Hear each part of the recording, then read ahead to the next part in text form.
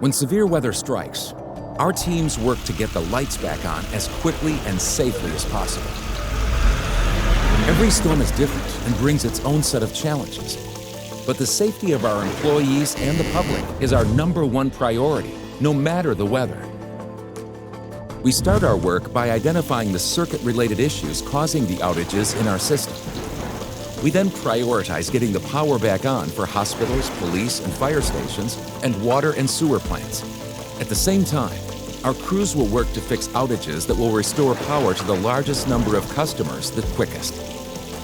Next, our crews will go to individual locations, like specific homes and businesses, to get the lights back on. Your restoration time ultimately depends on road conditions and other obstacles our crews will face during the restoration process. It's important to know, though Oncor may designate certain equipment at a higher priority level in our restoration strategy, repairs outside of that scope are happening simultaneously.